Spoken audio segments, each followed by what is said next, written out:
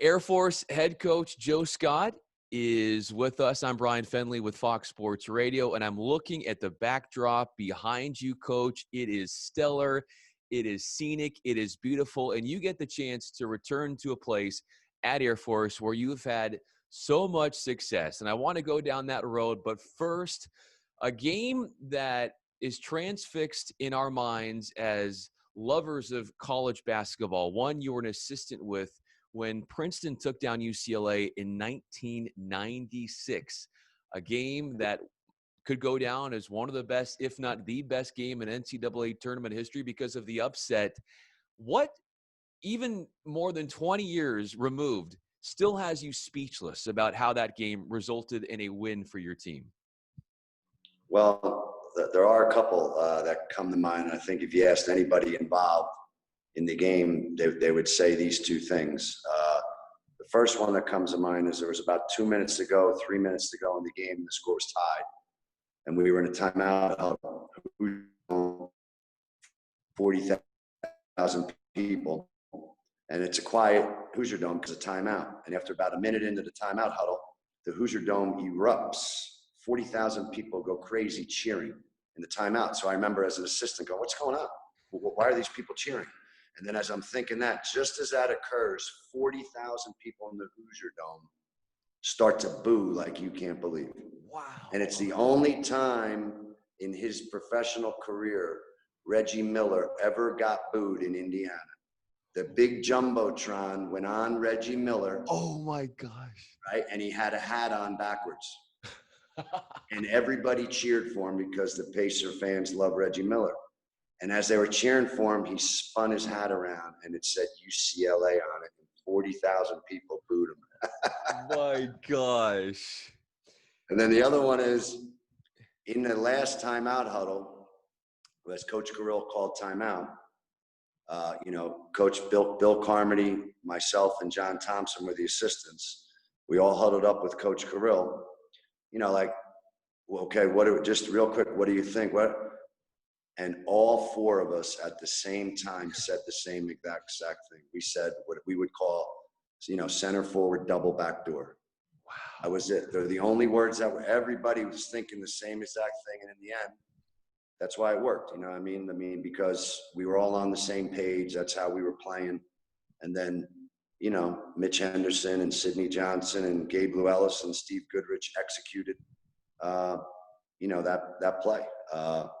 So it was unbelievably memorable, like you say. I think my volume went down. Unbelievably memorable, great game. They were defending national champs. And to your point, I've been really fortunate in my coaching career to just have been part of that. 2 years later, Princeton was fifth. We were ranked seventh in the country. Princeton, 27-1. The only loss was to number one North Carolina at the time. And then follow that up with where I am right now, but 2004 for Air Force to win the Mountain West Conference. People have said, like, how did that happen? So that was a magical thing, unbelievable team. And we did it because just like those Princeton teams, every guy knew exactly what the other guy was doing all the time. And was the epitome of being a team. And that's what we're trying to do here again. And that's going to be the formula for it. And, I've liked what I've seen so far from our guys. What have you been able to do with your guys? I've seen you get the opportunity from Twitter to get some workouts in and get some of the guys together. And what's that whole been like for you, getting to assemble around your team and then making this move to Air Force with all that's going on and finally getting a chance to unite with everybody?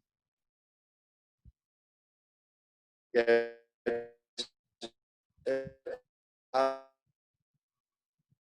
Challenging situation, challenging circus. Fortunately for us here, nobody could coach anybody until July 20th. Everybody sort of went on hiatus, as soon as the NCAA tournament was canceled. Fortunately for me, July 20th, we brought our upperclassmen back because it's Air Force, because it's the academy, because it's got a mission. We started school yesterday. Our guys are in school. So on the 20th, within the protocols, following the protocols, we were able to start, and I was able to start coaching them.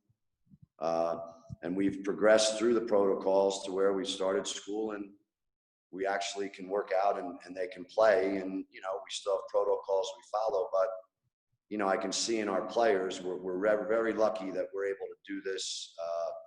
I can see the players, it's what they need. When people talk about what's best for the student, for the athletes, in this whole environment where everybody's trying to figure out what are the right things to do. Sure. I personally can see how what we're doing here is unbelievable for the kids, for their own mental health, for their strength, for their, to move on. It's been critical for them, and I can see in them a bounce in their step. They're standing tall, they're happy.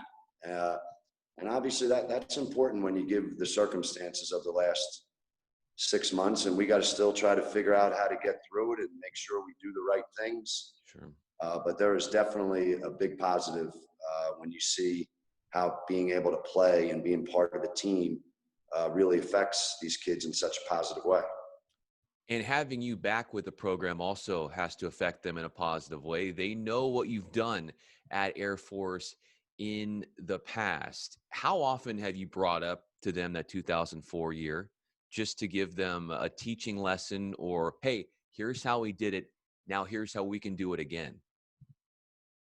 Yeah, I think the benefit is, here is I don't have to do that because these guys know it. I'm at the place where it actually occurred. So in their own minds, they know it's an advantage. I don't have to bring it up, say, hey guys, this is what we did. Sure.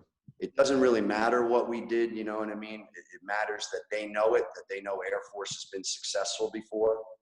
And in this instance, I was part of that. So there is a little bit of a formula.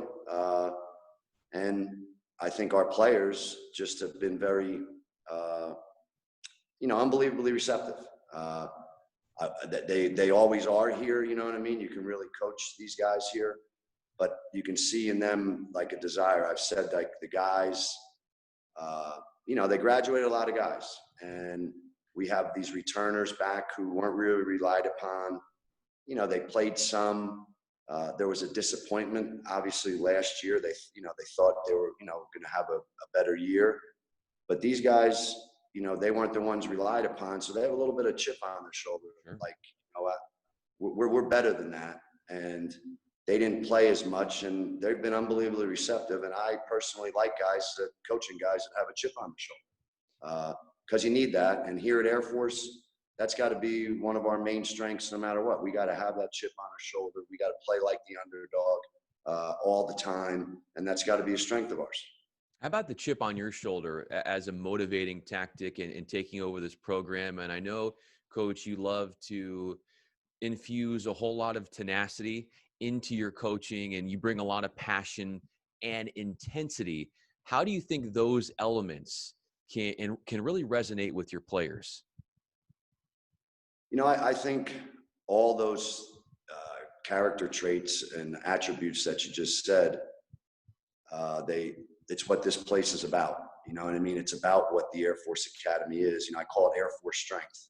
It might not be bench pressing 300 pounds. It might not be squatting 300 whatever pounds. That maybe some other school, that's their form of strength. Here, our form of strength has to be our tenacity, our discipline, our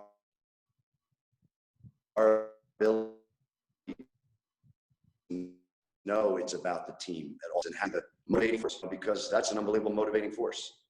It's way more powerful than an individual motivation. A team motivation is way more powerful, and that's understood here. What we need to do here, and how it worked before was, we made that be how we play on the basketball court, and that's what our identity is on the basketball court. And then all the things that the institutions teach them really kick in. So you get that synergy of, we play basketball and teach it in the same manner that we're learning all the other things here, and a certain synergy takes over. And that synergy is really about, what you said, like this, I call it fight, this grit, this tenacity, this passion, this belief. it's a belief when maybe some others say you can't do it, but no. We believe we can do it, and we know how to do it, and we got the formula to do it. And that's got to be what our strength is. That's got to be our identity. And I think that tenacity and passion here and intensity, it's what these guys want. It's what the players here want. They feed off that. And it really leads them to believe in themselves, and believe in this league where maybe they say, and I don't really care what they say. Yeah. But when they say we can't do it, well, no, we don't believe that, and there's an element of, they know there's an element of truth behind that because of what you said, it's been done before here. So I think all those things are just, things that are helpful to me as a coach and helpful to our players because it all sort of makes sense to them.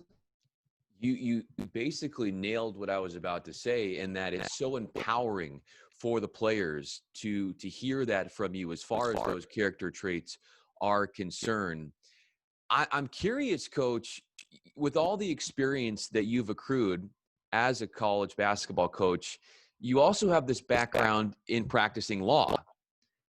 How has that influenced your on-court decisions in any way? Practicing law influencing your on-court decisions as a coach? Well, I don't know how much, practicing law comes into play, but I do know that one of the most important things, any advice I ever give to people who are considering going to law school is it's a great thing to do because it teaches you how to think. It teaches you how to see the other side. Yeah. It teaches you there's always two sides, and it teaches you how to present your side in the most influential way, but always being truthful, and sincere, but being able to think. That's what coaching is. That's what coaching's about. Coaching is being able to see all sides, being able to see it and know, okay, well, then that's how we got to go about this. And this is how we have to teach it so that it has the most influence on your own, in this case, my own players, being able to, some people say sell it, whatever that is, or they buy in, all these words. Yeah, for sure. To me, it's really just, there's a believability to it. There's a truthfulness to it. There's a sincerity to it. And I think those things come out when you do know there's another side, you know what I mean? When you do know there's another viewpoint and you take it into consideration, and I think it comes across too, Bryan, and, in this day and age, it's basketball. A lot of times it's coach basketball. I almost go the other way. I go balance. These kids need balance. They need to know that there's something else going on in life. They need to know that education is important. That, hey, it is important to go read that book. It is important to learn other things. It could be it's important to go, play the piano, and to have other things in your life. Because to me, for this generation, that allows them to really love playing basketball. Then when you just make it be basketball all the time to this generation, right? That's all they've been doing their whole life since they were 10, playing AAU and playing game after game after game. You know what I mean? I think they need to have that balance. And I think it goes along with, I'm not going to say law school, but it goes along with that whole philosophy of knowing there's another side, knowing to see and value someone else, the way somebody else is doing something, and also in their own lives, make sure you're doing something other than just playing basketball. That makes you a better basketball player. That makes you see the game differently and see your teammates differently. And that's what we try to focus on. And I think from that's when you get the joy from your players. That's important to me as a coach. I want our players having joy when they play. So let me throw that question back at you.